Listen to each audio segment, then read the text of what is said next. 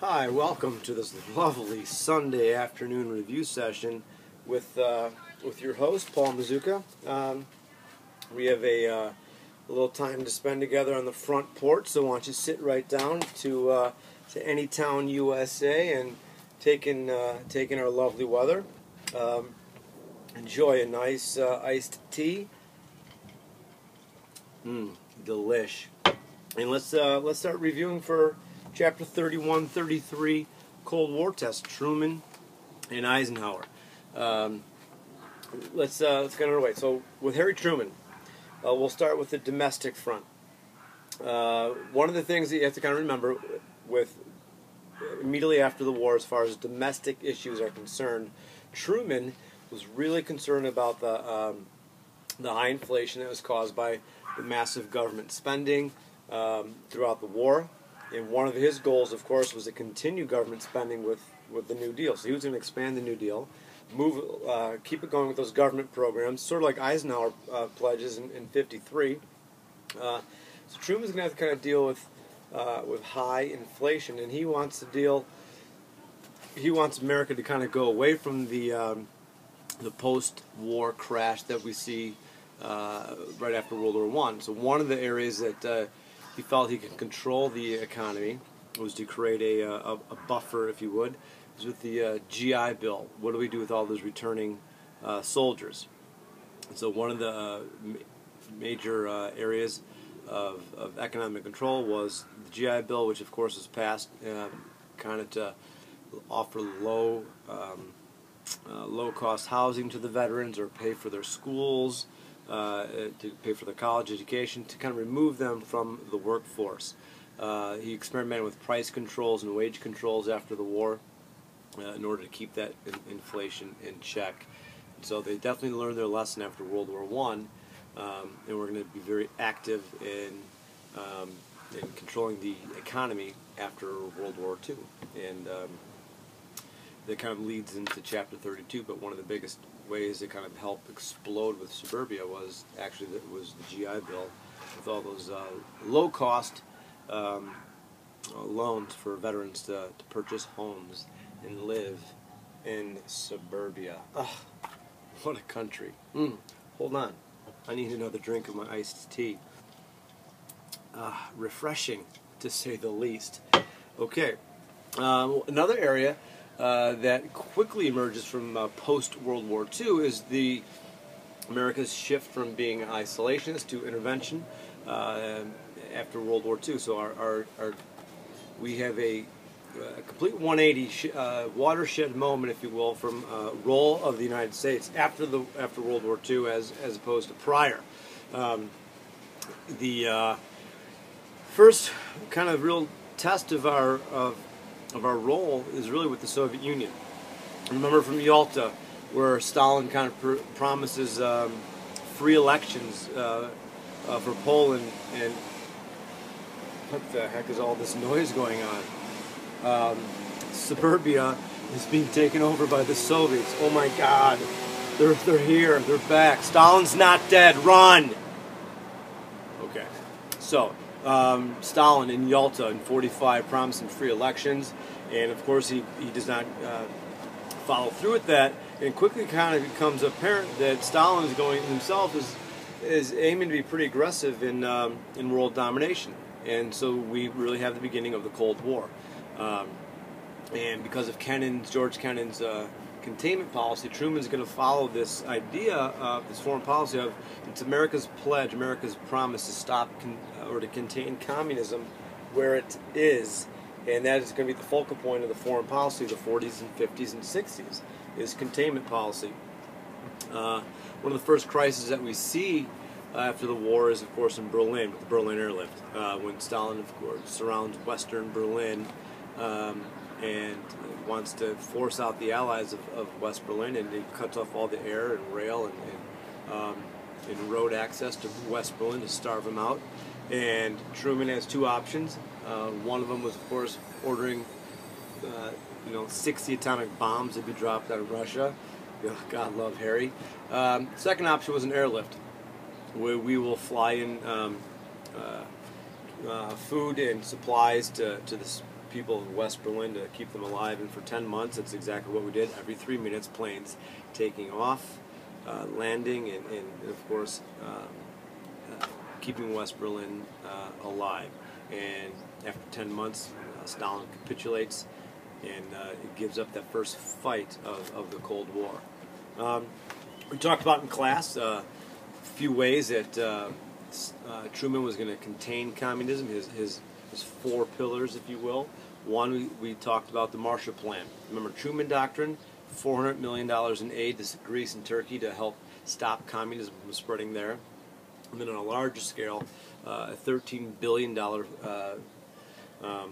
loans to, or federal aid to all of war-torn Europe after the war to sort of rebuild Europe, and of course make them our allies. The second, of course, was NATO. You know, Truman was going to have all sorts of alliances all over the world, and NATO sort of our big Cold War alliance with the North Atlantic Treaty Organization. And our plan is in the 40s and 50s is to have these alliances all over the world to kind of isolate communism. Third pillar, of course, is the United Nations, and he was going to use pressure from the UN to help stall communism in its expansion. And we look at the Korean War as the first test of that. And the fourth pillar is, he called point 4, that we would promise, the United States will promise economic and military aid to any nation that is trying to resist communism. And that's the pledge that he's gonna have. And those are his 4 pillars to prevent communism from spreading around the world. Let's talk Korean War real quickly. Korea was divided north and south after the war. The Soviet held, or communists held north, and the Allied controlled south. And in 1950, North Korean troops, aided by Soviet military power, crossed the 30th parallel and almost took over the entire Korean peninsula. The UN forces, of course, used force led by General Douglas MacArthur to propel the North Korean military past the 30th parallel up to right down on the border of China. And of course, Douglas MacArthur just wanted to go in and just end it all for the Chinese, and ordered bombs and says this a full-scale invasion of the Chinese mainland. And Harry Truman said, "Oh, hold on there, sporty. We don't really want to risk an all-out nuclear war, since by 1950 the 2 shocks of '49 have happened. Soviets have the bomb, and China went communist. So there's no way that Truman is going to allow MacArthur to go invade China." And so a stalemate kind of ensues, and for a year and a half, truce talks follow up, and by 1953, the border between Korea is at the 30th parallel, at the right where it was at the beginning, and that was sort of the first conflict of the Cold War. 1952 election comes around. Adley, we love you. You're our favorite, but unfortunately, Adley, you lose twice to Supreme Commander of the Allied Forces, Dwight David Eisenhower. So he wins in 52 and 56 on that moderate republicanism ticket, accompanied along with the